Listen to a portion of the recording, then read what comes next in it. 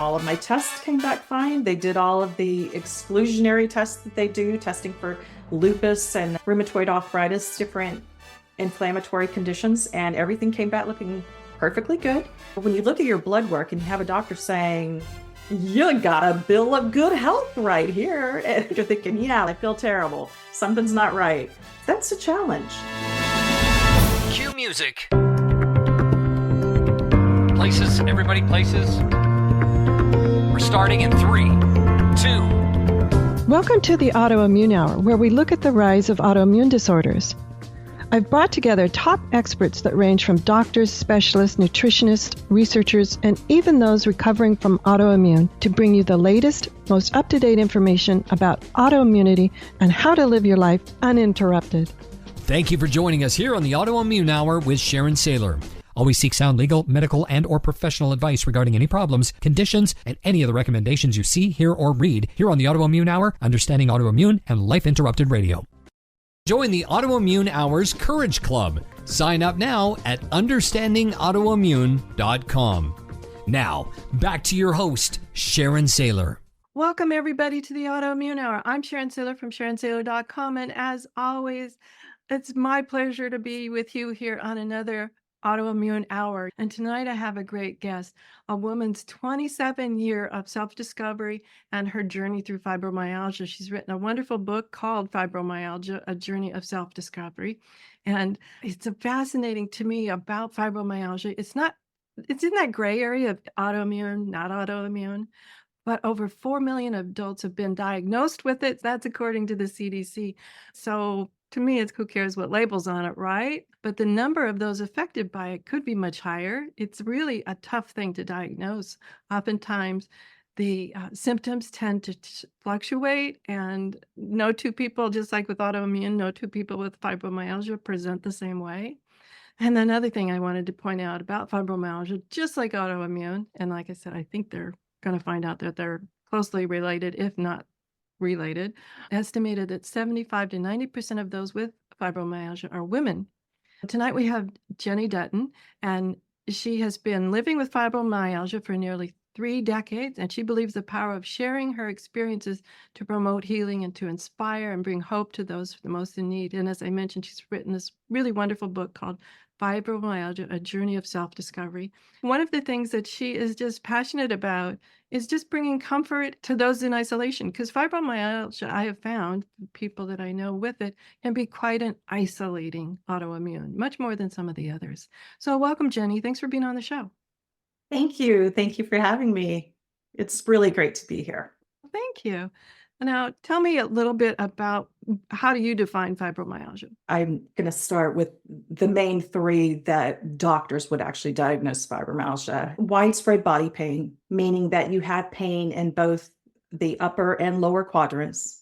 You have pain on both your left side and your right side, and you've endured that pain for at least 3 months.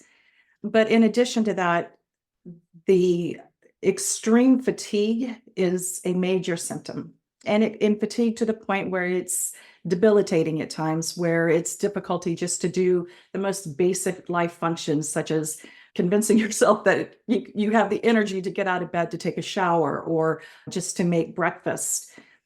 And then there's the cognitive fibrofog is often what it is labeled for fibromyalgia, which is difficulty focusing, concentrating. Your memory starts to fade a little bit and you start to lose your train of thoughts, having difficulty finding words. But fibromyalgia is much, much bigger than those 3 key things. Fibromyalgia is like an umbrella word, just a diagnosis of a multitude of symptoms. There are a lot of secondary symptoms that go along with fibromyalgia. Many people have sleep disturbances. There are issues with sexual dysfunction sometimes, irritable bowel syndrome, headaches. So the list is quite lengthy. And once you get a fibromyalgia diagnosis, you find that there's this massive umbrella of primary and secondary symptoms. Oh, absolutely. And a lot of those symptoms people were checking off. That sounds like an autoimmune to me. Check. I hadn't heard fibrofog before, but I have heard brain fog, and I'm assuming pretty similar. Yep. Same thing. Absolutely same thing, just different term. Okay. And I agree with you. I think that doctors do argue whether or not it's an autoimmune disease. I shouldn't say argue. They discuss, and there's lots of research around it. And I think that down the line, it is going to come out that it is a form of autoimmune disease. It's just that maybe the autoimmune picture is much larger than we're giving it credit for or realizing at this point. Just because we don't know something now doesn't mean that we're not going to know it down the line. Oh, absolutely. And I've often said, I don't really care what label you put on it, whether it's, are we saying fibromyalgia? Are we saying autoimmune? Are you saying lupus? It's a collection of symptoms. And the interesting thing I have found, and you mentioned in your opening there, was how everybody presents differently with their autoimmune diagnosis. So they get the label of perhaps fibromyalgia or lupus or something else. And yet, when you talk to two different people that have gotten that label, they can present very differently. And you're like, wow, they don't even seem to have the same issues going on. And yet they've got that same label. And I find that fascinating and also frustrating. I do know when I was first given the diagnosis of fibromyalgia, that there was a multitude of responses. My first was, oh, good, I have a diagnosis. I finally understand what's happening to me. This is progress. But quickly I realized that having a diagnosis of fibromyalgia really didn't mean a whole lot, didn't give me any information. And if anything, it unfortunately in many regards isolated me even more because fibromyalgia does have a bit of a stigma attached to it. That stigma is leaving as more research comes in and there's more evidence. That stigma of it being an invisible, all in your head, imaginary diagnosis is finally starting to disappear. But having a fibromyalgia diagnosis and the word fibromyalgia really doesn't mean anything. That was frustrating to me was with the idea of the diagnosis of fibromyalgia and other autoimmunes. When a high percentage is women, it is often where we're dismissed. It's all in your head instead of actually listening to us and taking us seriously and the things that were happening to us seriously. And that's part of my frustration about getting well. And one of the reasons I got the Autoimmune Hour started was to talk about some of the other ways that we can expand our view of what's going on with this. Now, you, in the title of your book, you say 27 years, and that's a long time, nearly 3 decades, as you mentioned. Yeah. If someone was to say, okay, I was just diagnosed with fibromyalgia, what would your first tip be for them to settle into that realization without trauma? I think just hearing a diagnosis is traumatic, guys. I get that, but I'm so glad you asked that question because it's why I wrote the book. Because I started participating in some support groups, some chronic pain support groups online. And I would see newly diagnosed patients asking the same questions over and over that I asked 30 years ago. And I would say my number one thing is if you've been given a fibromyalgia diagnosis, don't latch onto that. It is still so into the new stages of research and so much is coming out. The most important thing to do, I believe, is to slow down, become an active learner in your illness, which we should always do, right? I think it's amazing how we know so little about our bodies and until some major illness comes along, we really don't have a clue how it all works. And so I think that the number one thing that a newly diagnosed patient can do is not just trust that the doctors have the medication, the doctors are going to be able to provide you comfort. Yes, they will be able to some degree, but more importantly is to become an active learner in your illness and learn for yourself what's going on. there's all sorts of ways to learn that. To me, it's not just about the diagnosis or whatever you read. Make sure it's peer-reviewed research. There are basic things that we can do as well. For me, taking the diagnosis in is excellent, reading about it, learning about it, understanding it. And yet also, as I think back, I entered a period after I digested the shock of my diagnosis and digested that, what that meant or might mean, and had the sadness and all of that dissipate, was stepping back and look, what are some basic health steps I can do that may not cause a recovery, but that was the ultimate goal. But what are some just basic health steps I can do to help support my health? Those were Right. some of the first questions I was asking of, okay, wow, bummer, I got this diagnosis. Let me step back and say, did I play a part in getting here? Like, reflect on your life and understand what part you're playing in it. Right. And I think back to what the newly diagnosed patient, or even not the newly diagnosed patient, it really doesn't even matter that you're newly diagnosed, but I really learned how important having a cognitive behavioral therapist has played. And it comes from a line of, like you said, you're looking back on your life, you're thinking, how did this happen? What did I do wrong? Where did I go wrong?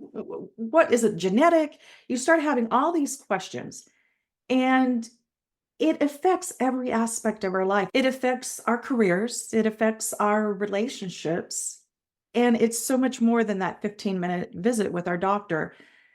And I think that once I started really exploring on my own what possibly triggered this, it made me realize that a cognitive behavioral therapist could really help me walk through some of these difficult conversations with friends or with my spouse or with my boss, my careers. I think that I'm hoping that modern medicine takes us along a path where we not only have our general practitioner doctor, but we also have a behavioral therapist that is our core health team to help us get through these very isolating, difficult times so that we can learn more about ourselves and learn how to improve. I'm curious. I've heard the term cognitive behavioral therapist, but I've never really researched it. How are they different from other therapists or health coaches, or what kinds of services would you expect from a cognitive behavioral therapist? So much of fibromyalgia they're discovering now. Originally, it was thought that it had to do with just the muscles. It was a fibrous muscle tightening condition that caused widespread body pain. Now that we have better brain imaging and diagnostic tools, they're actually noticing that there are changes that are physically detectable and taking place in the brain. And a cognitive behavioral therapist is someone who can help you work with your nervous system, learn about how to calm your nervous system. They believe that a lot of fibromyalgia patients may be genetically predisposed. This may be in our genetics that we have something that when it gets triggered, we develop fibromyalgia symptoms. But it is also happening very much if we've had trauma or experienced illnesses, or if we've experienced a lot of stress. All of this is causing our fight and flight response system to constantly be engaged, and our brains are actually changing. So, having a cognitive behavioral therapist is someone who can help you to better understand your own emotions, understand what challenges you're experiencing going on in life, but also help to treat some of that past trauma that you might have experienced. There's no evidence that says that fibromyalgia can be reversed, but I am incredibly hopeful and I will die trying.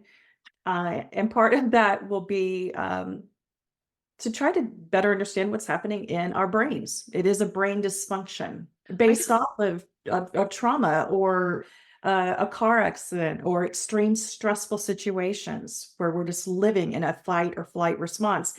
And that creates inflammation in the body. And you end up experiencing this domino of symptoms because of that. So a cognitive behavioral therapist can really help the patient cope. And one of the things with autoimmune, and the more you're sharing with me about fibromyalgia, there's so many overlaps. So I can understand why, if people haven't put it in the autoimmune category yet, I could see that it could easily fit there, because dysautonomia or dysregulation of our autonomic nervous system is common in many autoimmune conditions. And working with the autonomic nervous system to relax and strategies around calming the nervous system are also part of healing from what they'll say categorized as an autoimmune condition. So there's plenty of overlaps we're discovering here as we chat. Yeah, it's true. In fact, some research is saying that Hashimoto's being an autoimmune disorder, about 70% of patients, research is showing, has another autoimmune disease. For example, if you have a different autoimmune disease, you're more prone to develop fibromyalgia. There's lots of research that if you have one diagnosis and you don't have a second one yet, you probably will. That's And something. so that's where I'm okay. Let's try to be proactive. I'm not quite willing to accept that as a response, but it's very valid information. And I think the more we know upfront about what is going on, the more chance we have of potentially helping ourselves recover. And I absolutely found that statistic horrifying, and that was my catalyst to do a lot of things that were helpful but not technically medical. That's a little gray term. But like you yeah, mentioned, sleep hygiene, got better at scheduling my sleep and sticking to the sleep schedule, and the bedroom without all the lights or the blue lights or the all sorts of things to make sure that it was supporting my health. Some people might say, well, that wasn't really autoimmune related, but diet and stress right. reduction and all of those types of things do support the underlying structure, because I don't want to be that statistic that gets the second, third, or fourth diagnosis. No, exactly. Exactly. And you mentioned sleep and sleep hygiene, and that's just one more really critical, important thing with fibromyalgia. Sleep studies indicate that many patients that have fibromyalgia also have sleep disorders, whether it's insomnia. Many patients with fibromyalgia have sleep apnea, so they stop breathing when they're sleeping and often need a CPAP machine to help them stay in a restful sleep and not wake up multiple times throughout the night. And then another really interesting statistic you mentioned regarding that sleep hygiene, sleep is also an issue for fibromyalgia patients where we don't stay in REM sleep long enough. REM sleep is where we get our restorative rest. So it only makes sense that if we are cycling in and out of our sleep stages too quickly and not staying in REM long enough where we get our restorative sleep and we process all of the day's activities, if we're not staying in that stage long enough, we're going to wake up fatigued. So sleep hygiene is huge, and along with nutrition. I think that's been my biggest thing now that I am in my fifth decade of life. I fortunately am now at a place where I do have the opportunity to take that time for myself, where I can focus on my nutrition and all of that. I believe is so, so critical, and just keeping the body as healthy as possible. Understanding the foundation, keeping the foundation strong, absolutely. I'll use the word seeps. That might be the wrong, too graphic a word, but helps the rest of the structure for sure. Yeah. Now, with fibromyalgia, do people tend to have a lot of things like food sensitivities and other things that are similar to people with other autoimmune diagnoses? I've tried a lot of things. Like most people with autoimmune disease, we try the gamut of potential cures and things. For myself, and I am going to just say for myself, if there are food sensitivities, I haven't found them yet. What I think is the bigger issue is the gut permeability that people talk about, that we have a microbiome that is in our gut, and that's referred to now as our third brain. And if that micro gut biome isn't healthy in our gut, then we can have what's called leaky gut. And that's when toxins are releasing into your bloodstream. And those toxins can be causing that pain. It's part of that pain response. I believe there absolutely are fibromyalgia patients who have specific food allergies, but I think that's an individualized thing. But I do think the gut biome really plays a factor. Helping our gut stay healthy is critically important to all of our health, whether we have been diagnosed or not. So, if you're listening in as a caregiver or something else like that, making sure that you keep your diet healthy and clean is important, and understanding the gut brain connection is really powerful. Because not only Right. does it cause pain, but that underlying inflammation if with the gut permeability. And one of the interesting things about me that I was thinking about was when I was first diagnosed, I had low level inflammation for a long time, and I'd had it for so long, I think I'd normalized it. Isn't that how we're all supposed to be? So being aware, especially newly diagnosed, how many of these things have you been just going, oh, old age, and since it's fibromyalgia and autoimmune tend to be more women, maybe you're going, oh, perimenopause, menopause. How many of these little symptoms have you been putting off to the point where you finally get this big word diagnosis and understanding, keeping track maybe of, oh my goodness, maybe I've been inflamed far longer than I think. And I think that is what I really wanted to nail home to was just that low underlying inflammation. I absolutely normalized it. I don't know if I normalized it actually. It's more of a I brought it up to my doctors and they normalized it. And then so because they didn't really put much focus on it, I didn't put much focus on it. And then when I was in my mid 40s, suddenly I discover I have severe osteoarthritis in my knee and my toes. And then when I would go to a rheumatologist, they would tell me, wow. I mean, they'd say it a little bit nicer, but basically it was, wow, you have the joints of 70-year-old and you're in your 40s. So I think it's very important to try to figure out what is causing that inflammation and if there is anything you can do to try to tamper down the inflammation. It's going to be critical, if not now in your life when you're younger, so that you don't have early symptom onset. I think inflammation is often overlooked not only by ourselves, but yes, poo-pooed by the doctors. And unless you've had inflammation, it's hard to know what it is. So I often say to a medical professional, if I feel like I'm being poo-pooed, it's like, have you ever had inflammation? Do you know what it really feels like to go out when you walk? Or Right. you're Right. just sitting there and you're just feeling tender everywhere? Yeah, and I think that one of the toughest things with having early onset inflammation is with most autoimmune diseases and definitely with fibromyalgia, staying active and keeping moving is so critical. Just getting out for a short walk every day is so important, not only for our mental health, but there are chemical changes that are happening while we are out there exercising that are critical, but also just keeping our body healthy and our weight as balanced as we can. That inflammation has really caused a problem for me now that I'm in my 50s where walking is so excruciating. And it unfortunately, my favorite hobby and my favorite thing to do is to hike. So if we're not able to take care of the inflammation or find ways to manage that pain, we find that we're not as active, which exasperates the fibromyalgia symptoms. But you're also then really playing into the mental conditions, the emotional conditions that come with fibromyalgia. It becomes depressing. All of a sudden, your favorite hobbies that you love doing, that you're passionate about, that feed your soul. If we can let people be aware of that maybe a little bit earlier on, perhaps people can become more proactive. And I don't want to say that in a way that is condescending or making it sound easier than it is, because I know there are some things that we can't control, we don't know how to control, but we've got to try to do what we can for ourselves.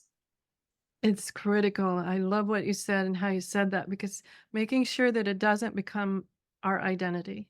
Sometimes people have their diagnosis and they incorporate it into themselves, tell themselves stories about, oh, I have to do this or I have to give up my walk or whatever. But what other ways can you find enjoyment, even if, yes, at that moment in time, maybe you have to give up your walk, but does that mean you have to give up walking permanently?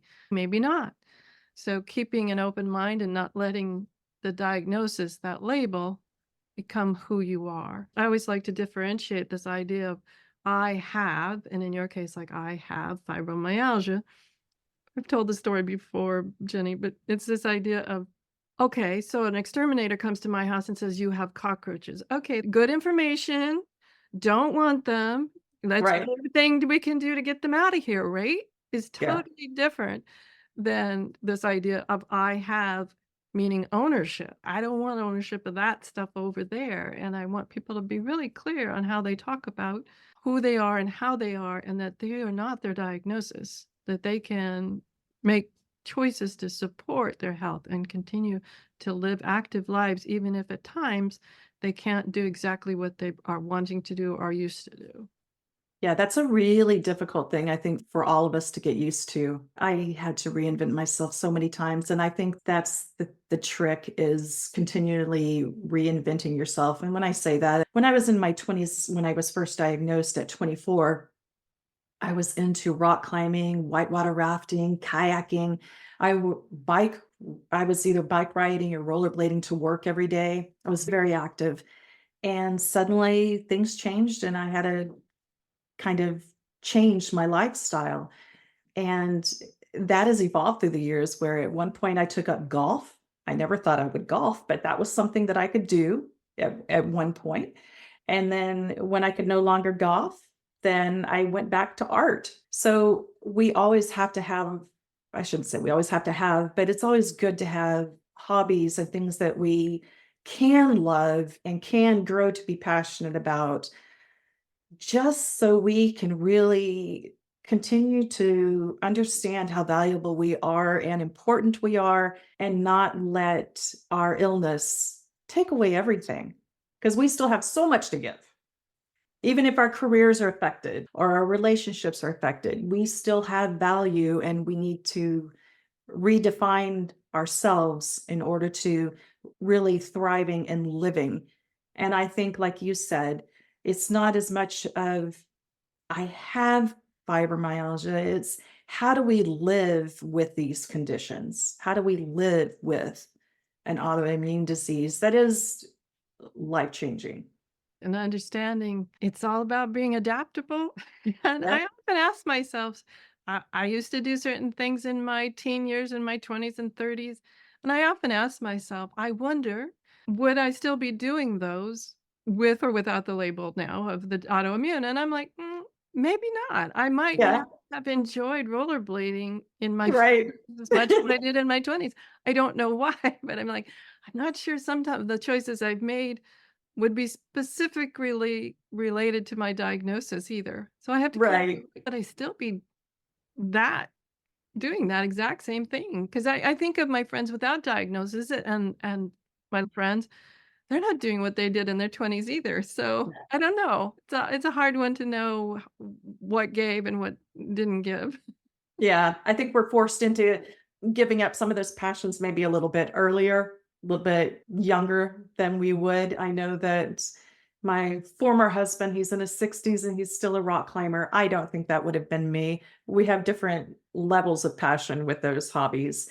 The same thing, not with just hobbies, but also with our careers. I know my career had to evolve and change many times over the years to accommodate my needs with fibromyalgia. The one thing I find in the autoimmune community here on the Autoimmune Hour is the people are so resilient and adaptable, and I can tell that's one of the lessons you've learned is Right. about being resilient and adaptable. Any thoughts about beyond what we've talked about in being able to be resilient? I think that's when people are often saying, "Ugh, I'm tired of being resilient. Right. I'm tired of adapting." What have you been able to do to keep going forward when you hit those points where you say, "Do I have to still be resilient?" I think that on some days we just need to let ourselves rest, and we need to allow ourselves to have a bad day. I don't want to encourage that, but I think that anyone who has an autoimmune disease knows that we push through. We have to find that energy within us to go to that party. We want to go to the parties. We want to be social. We want to have different groups of friends and things like that. But I think that we do have to constantly adapt and change the way we think of our lives, and also give ourselves permission to take a rest day when we need to. It's been a very much so of a learning experience, and I wasn't always able to just accept it. I still am not 100% saying, okay, I have fibromyalgia and I'm going to have it for the rest of my life. I still want to hold out just a little bit of hope that with all this new brain imaging studies and things that are coming out, that perhaps the chemistry in our brain can change and we can get back some of our life. But I think for me, one of the most important things that I discovered along the path was how important the people that we choose to allow into our lives play a role. I, unfortunately, And I do say that with a lot of sadness because nobody wants a relationship to end. But I had 2 adult relationships and it makes me very sad, but I also realize that at some point we need to do what we need to do to take care of ourselves. And if we by chance have someone in our life who isn't understanding or supportive or makes us feel worse about ourselves, of course, we go through every effort we can to try to talk with them, to have conversations about it, maybe take them to doctor's appointment. But if all of that talking and if that person isn't able to participate with you on your path, then there is at times the need to reevaluate who we have in our life, and maybe they're not in our life anymore. Again, as sad as it is, I have to say that's what happened to me in my second relationship. And I realized that it was the best thing I could have done. Many tears, but it was the best thing I could have done for my health. We've talked many times about boundaries, and I think that's one of the Yeah, things you're describing is like what's good for me. And oftentimes, just it's not about anything about the other person. It's just what's good for me, or it's not working for me here types right, of opportunities to say, oh, what's good for me. And that's not selfish. I've run into a lot of people with autoimmune and other long-term diagnosis. Oh, somehow they blame themselves, saying it's selfish that I had to take a day off, or I had to take a break, or I had to say no, or whatever. And I'm thinking, no, it's not selfish. Perhaps that thought process, I don't know, I'm not a psychologist or a psychiatrist or anything, but I'm just thinking perhaps that thought process of doing so much might be part of what got you there. Who knows? Because I do think the more I work on myself and my own boundaries and my thought processes of being able to say no, I'm not up to it right now, and being okay right. with that, not having to explain, just being okay with no, I'm not up to it right now, or no, thank you, as simple as that. That took a lot of courage for me. I know it sounds silly, like Sharon, it took courage No, to say no, thank you, but it does. no, and I think that that again is something that my cognitive behavioral therapist was able to point out to me. I think many people, I'm not sure like in the whole arena of autoimmune, but with fibromyalgia, a lot of people who have it are that very empathetic person who wants to help people, who is a good listener.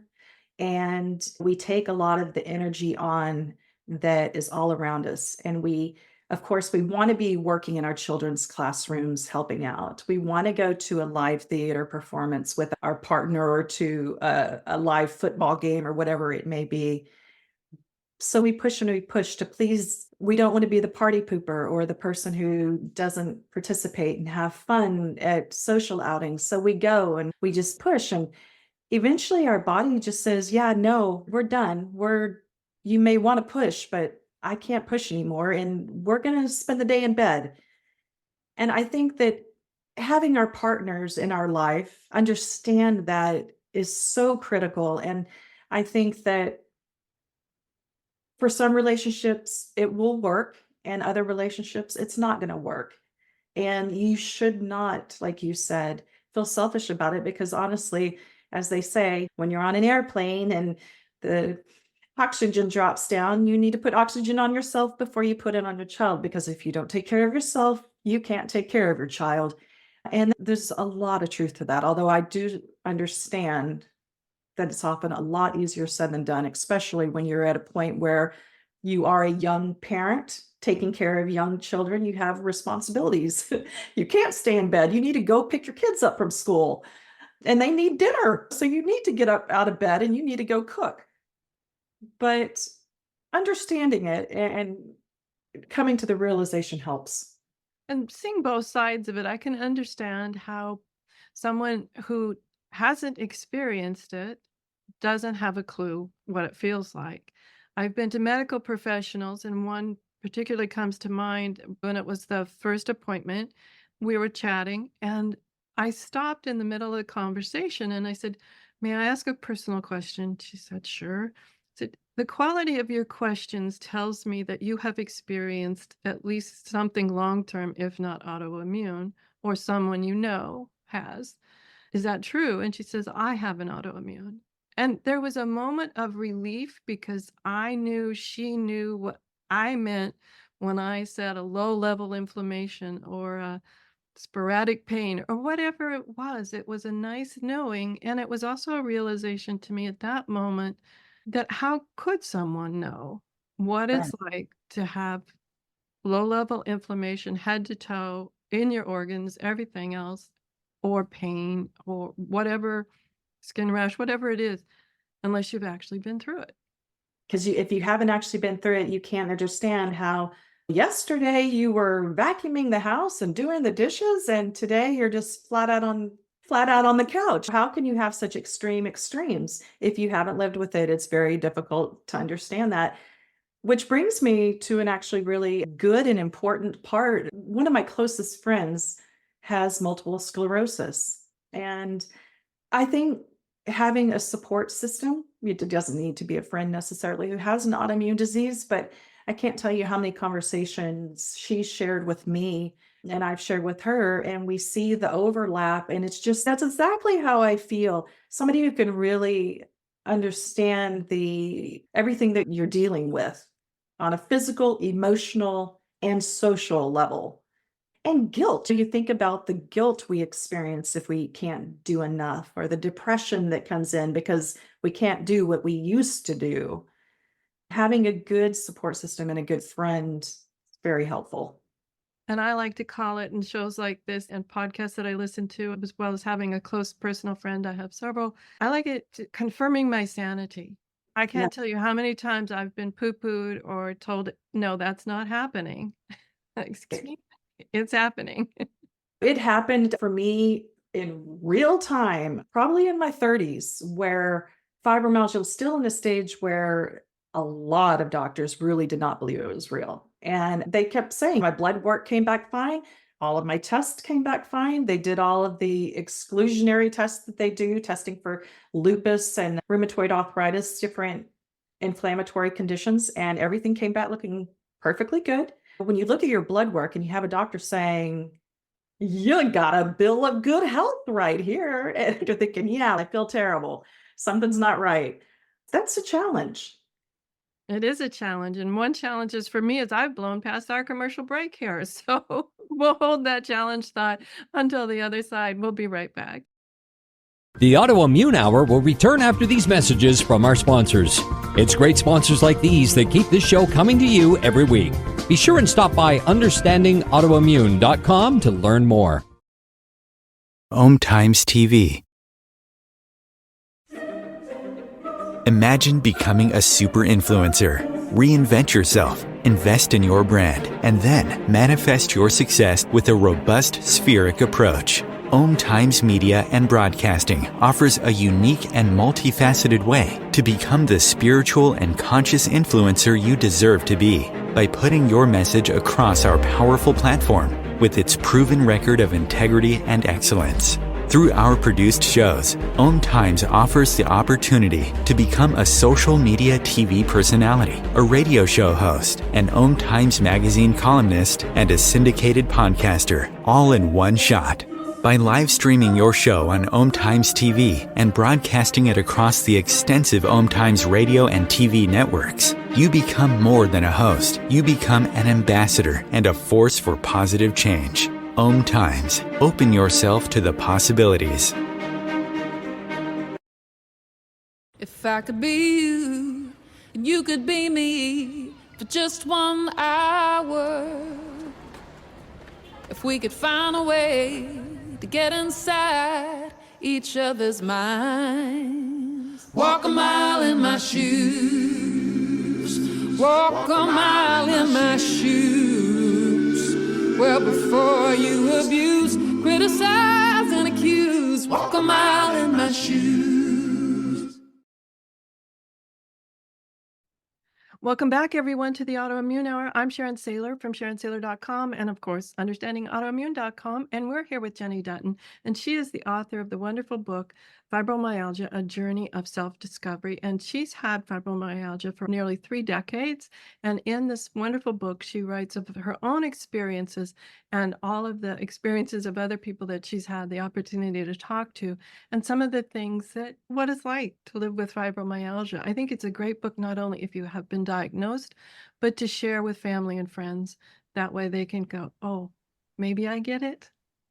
Now, Jenny, welcome back here. I think that's part of this helping other people understand what we're going through is critically important. But I want to take a left-hand turn because we only actually have about 15 minutes left, and I want to make sure we have time for it. So I'm going to go tangential on you here. And that's the types of medical treatment you sought out that you thought were the most helpful. I find that fascinating that people go the whole gamut. But what are some things that you found most helpful? I think that it's very normal for all of us to start in our Western medicine doctor's office where we're being prescribed medication, thinking the doctor knows best, thinking that they can help us more than anyone else. But the fact of the matter, and it's not the doctor's fault, research hasn't gotten there yet. Um, there's only so much that doctors can do. And there is a multitude of other treatments that you can seek out that are very beneficial. For me, acupuncture has been amazing. Acupuncture offers me probably the greatest relief. It does not stay, meaning that I have to have constant repeat visits. It's not something that has changed for me and then it's, hey, I'm done. So, acupuncture, massage, meditation. And I can't emphasize meditation enough. I never saw myself as a person who thought that I could sit down and quiet my mind because I got a million things going on in that head. But when I learned to meditate, I was able to really feel what my body was feeling. I could feel different sensations, and I learned to really quiet my mind. And so I think with acupuncture, massage, meditation, a lot of those Western approaches, in addition to diet and supplements, there are certain supplements that we can give ourselves, are all critical. The problem is that often our healthcare does not pay for those services. And many people, right. And many people who have autoimmune diseases are on a very strict budget, or in my case, on disability, and you don't have those extra expenses to go pay for those things. So it's my hope that our healthcare systems will eventually change and we'll have more of a full body functional medicine approach to taking care of the autoimmune patient. I'll say patients in general, if I Oh, can. true. Yeah, absolutely. Yeah. Because oftentimes there's more than just take this and you'll feel better, that oftentimes it takes a multi-pronged approach. And I'm a fan of acupuncture myself. I find it's been extremely helpful. You're right. It doesn't stay, but gosh, it sure brings nice relief. Now, I have other people who say it didn't work for them. It's to me, it's I like to call it sort of medical whack-a-mole, and sometimes it's treatment whack-a-mole. For you, maybe it doesn't work for you.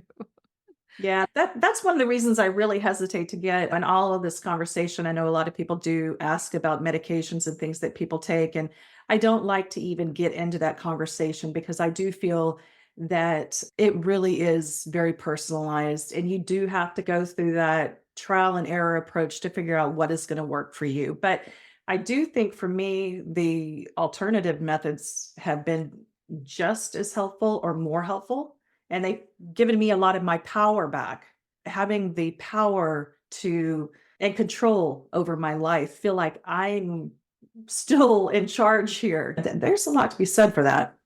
Absolutely. Now, I know in your book you bring up functional medicine. You want to talk about that for just a couple of minutes so we can describe to people what functional medicine is? It's becoming more and more popular. I know it's been around for a few decades, but it's actually becoming more and more popular and easier to find functional medicine practitioners. Yeah, again, we do run into that problem of our insurance systems needing to get on board with that. But I think that the more that people can speak out and talk about what really helps them, perhaps it'll have influence on the future going forward and in healthcare. Functional medicine is treating the whole body, not just one specific thing. The things I loved about functional medicine is how they took my history beforehand. And I had this odd awakening in functional medicine where they took the history and I could see how I got here.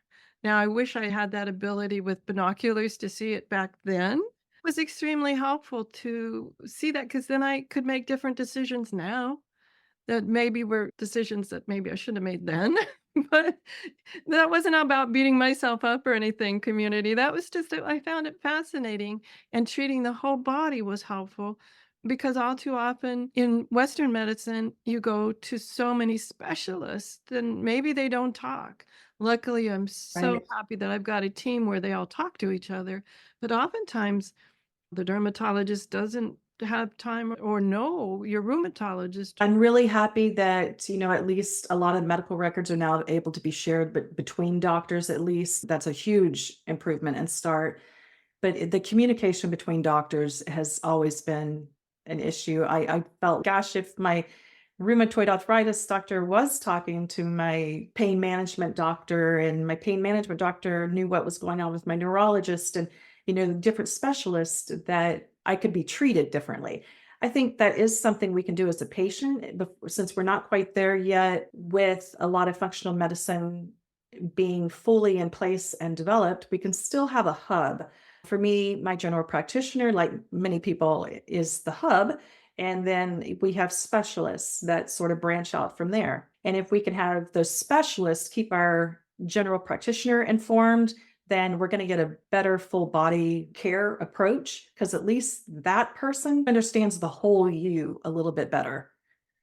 And Absolutely. We had Bill Potts on, five-time cancer survivor on and one of his things, which I started doing but late, he started doing from his first diagnosis, was actually keeping files himself. And I'm thinking of how nice that would have been. And so if you're just newly diagnosed, keeping your own files, whether they're paper or some other version, but it's so easy to think, oh, I'll remember this because it's a big, important moment in my wellness journey or something like that. And I don't know about you guys, but I find I thought I'd remember it just like I thought I'd remember some big event in my kid's life. Yeah, a few decades later, no. yeah. And I think that's really important too, because with those autoimmune diseases, they are going to be hereditary potentially. So keeping track of those notes can really help future generations that are in our life.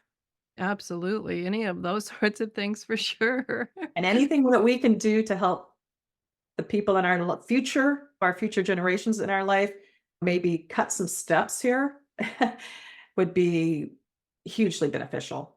And that's why I love doing the show, is helping people understand there's more than just one way to get well. And in fact, I suggest that you incorporate many ways to get well and define what well is for you. There's always hope for new things and new opportunities and new discoveries. We're in an amazing time now where finally autoimmune's being talked about. When I Right, was first right. thinking that I had something wrong decades ago, that wasn't even a term. Now it's they're finding, I forget the number, hundreds of things that they're putting into that autoimmune and the immune system and the autonomic nervous system playing not so nice with this.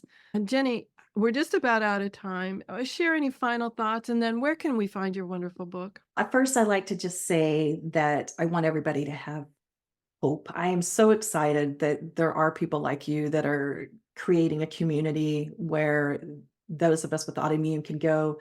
It's so empowering to know that there are others out there talking about their stories. And that was a huge motivation for me.